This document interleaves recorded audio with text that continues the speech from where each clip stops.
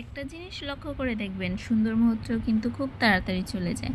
তো আমরাও গিয়েছিলাম ঘুরতে এবং কোথায় গিয়েছি সেটা দেখতে হলে অবশ্যই ফুল ভিডিওটি দেখার জন্য সবাইকে অনুরোধ রইল, ভিডিওটি দেখবেন।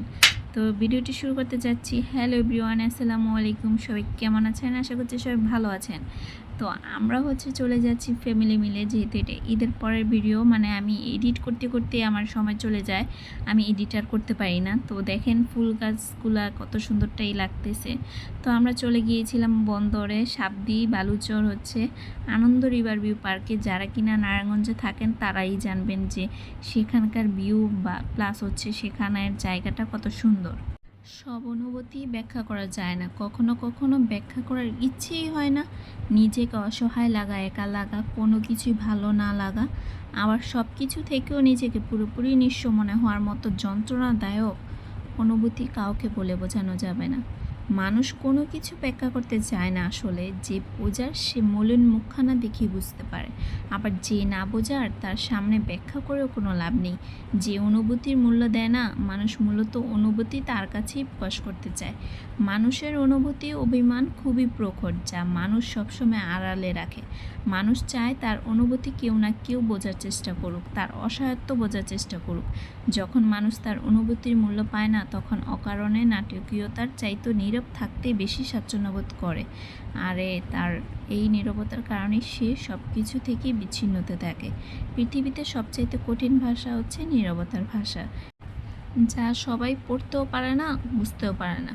কিছু কিছু অনুভূতি এতটাই যন্ত্রণা দেয় মানুষকে, যা মানুষ বাধ্য হয় গোপন রাখতে। যে ভালোবাসে, গুরুত্ব দেয়, যে চিনে এবং বোঝে, তার কাছে অনুভূতির কোনো ব্যাখ্যা করার প্রয়োজন হয় না। যন্ত্রণাদায়ক অনুভূতি নীরবে নিভৃতে লালন করার মাঝে যে ব্যাখ্যা থাকে, সেটা সচরাচর চোখে দেখা যায় না, যা একমাত্র ভুক্তভোগী মানুষগুলিই মনে করে। তাই নিজের অনুভূতিগুলোকে অন্যকে না বুঝিয়ে নিজে নিজের মতো করে বাঁচতে শিখুন, নিজের আনন্দকে উপভোগ করতে শিখুন। হয়তোবা আপনার এই অনুভূতিগুলো কেউ বুঝবে না, তাই তো নিজেকে নিজে সময় দিন। তো আমরা কিন্তু আনন্দ রিভারভিউ পার্কে চলে গিয়েছিলাম। সেখানে টিকিট এন্ট্রি করাতে 100 টাকা নিয়েছে এবং সেখানে আমরা খাবার খেতে বসেছিলাম, বাট সেখানকার খাবার এতটাই প্রাইস বেশি, যার কারণে আমরা সেখানে আইসক্রিম আর একটা কোক নিয়েছিলাম আর একটা বার্গার খেয়েছিলাম। পরে হাঁটতে হাঁটতে আর একটু সামনে গেলাম, যেহেতু আমরা প্রচণ্ড রোদে গিয়েছিলাম, যেহেতু 12টা-1টা বাজে গিয়েছিলাম। সারাদিন ওইখানে ঘোরাঘুরি করে বিকালবেলা আবার চলে আসছি। তো খাবারগুলো কিন্তু একদম অসাধারণ ছিল, মানে রেস্টুরেন্টের থেকেও খাবারগুলো ওইখানে অনেক মজা হয়েছে।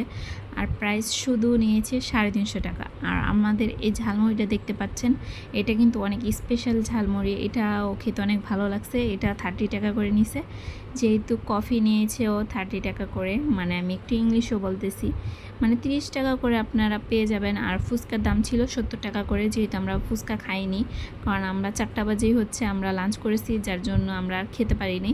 পরে আমরা একটু ঘোরাঘুরি করতেছিলাম, দেখেন কি প্রচণ্ড পরিমাণে রোদ। আর সেখানকার জায়গাগুলো আসলে অনেক সুন্দর, চারপাশে ফুল দিয়ে দিয়ে পুরো চারপাশটা ভরা।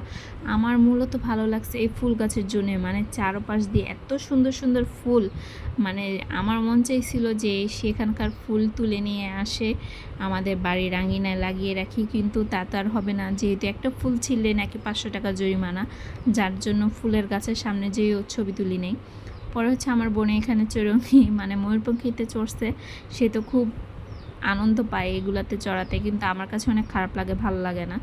আর আমার বোন আর আমার ছেলে মিলে পুরো পার্কটাতে ঘুরে ঘুরে দেখছিল, আর তারা খুব আনন্দ করছে। যেটা আমরা বড় হয়ে গেছি এখন, আমাদের জন্য আর কোনো আনন্দ লাগে না, যেহেতু ওরা ছোট মানুষ, ওরাই এনজয় করে বেশি বেশি। আমাদের কাছে এটা দেখতে অনেক ভালো লাগে।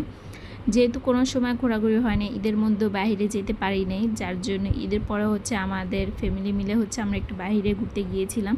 সেখানে যেহেতু সন্ধ্যাবেলার লুকটা আরও সুন্দর হতো, কিন্তু আমরা ঘোরাঘুরি করতে পারিনি, বাচ্চা টাচ্চা নিয়ে অনেক কষ্ট করে কাটাইছি। আর সাথে আমরা স্পিড বোটেও চড়েছিলাম। সেখানে স্পিড বোটের মতো রাইড কোনো রাইডই হতে পারে না, মানে আমার কাছে স্পিড বোটের রাইডটা অনেক মজা লাগছে। এবং আমার ছেলে আমার বোন মিলে সবাই অনেক আনন্দ করছে। আর সেখানের প্রত্যেকটা ভাই বা সবার একটা কি বলে, হ্যাঁ, যে একটা ব্যবহার তাদের ওইখানে ব্যবহারগুলো আসলে অনেক ভালো ছিল। বিশেষ করে আমরা যেখান থেকে খাবার অর্ডার করছি সেই ভাইয়াটার আর হচ্ছে এই স্পিড বোটের ভাইয়াটার আসলেই তার অনেক আন্তরিকতা। তো আসার সময় হচ্ছে দেখি আকাশটা অনেক মেঘলা হয়ে গেছে আর অনেক বাতাস বইছিল।